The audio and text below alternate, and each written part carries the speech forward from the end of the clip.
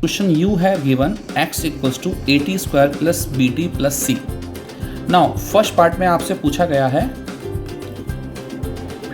v t equals to 5 पर velocity निकालनी है। तो वेलोसिटी के लिए आपको मालूम है x का डिफरेंशिएट कर दो टाइम के रेस्पेक्ट में, ये कर दिया, इससे वेलोसिटी आ गई। ओके, अब इस वेलोसिटी में टाइम की value t equal to 5 put कर दो तो आपको आंसर आ जाएगा।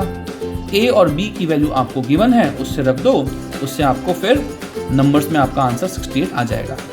नाउ बी पार्ट में आपसे पूछा है acceleration at t equals to 5, तो पहले निकालो एक्सेलरेशन डिफरेंशिएशन करके वेलोसिटी का विद रिस्पेक्ट टू टाइम, उससे आएगा आपका 2a, मतलब एक्सेलरेशन जाएगा 2 कैपिटल A कांस्टेंट है, नंबर है जो कि है 7, वैल्यू पुट करो, आंसर आ जाएगा। इसमें ध्यान देने वाली बात ये है कि ये कांस्टेंट है।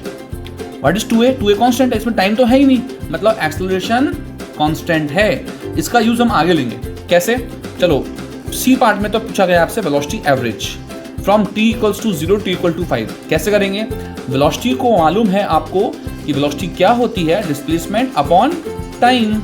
डिस्प्लेसमेंट में आपको केवल देखा जाता है कि x का ये फंक्शन दिया हुआ हो तो फाइनल टाइम रखो, इनिशियल टाइम रखो और टाइम इंटरवल का डिफरेंस ले लो।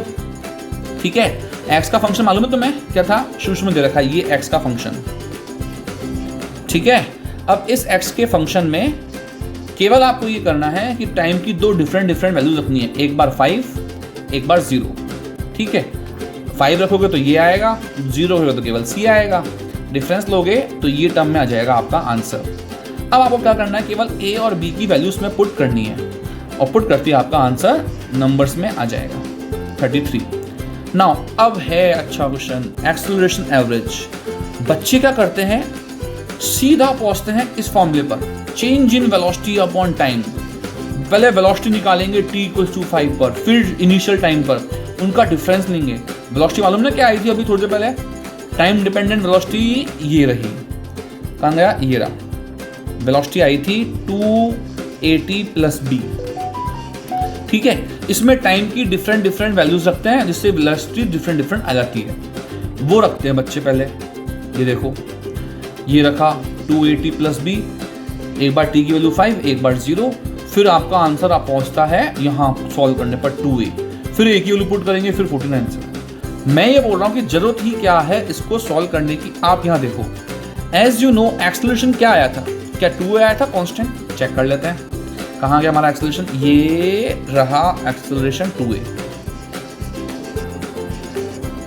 ठीक है, ये जो एक्सेलरेशन था 2a आया था ना, कांस्टेंट आया था, मैंने कहा था कांस्टेंट आगे काम लेंगे। जब जो वेरिएबल या जो एक्सेलरेशन कांस्टेंट है उसका एवरेज भी हम फॉर्मूले से क्यों निकालें, इस change in velocity upon time से क्यों निकालें? जब वो कांस्टेंट है तो एवरेज भी वही वैल्यू आएगी, दैट मीन 2a आएगा। डायरेक्टली a की वैल्यू रखो 7, 14 आंसर। अब देख लो, एक स्टेप, 2 स्टेप, 3, 4 और 5, 6 में आंसर आ रहा है।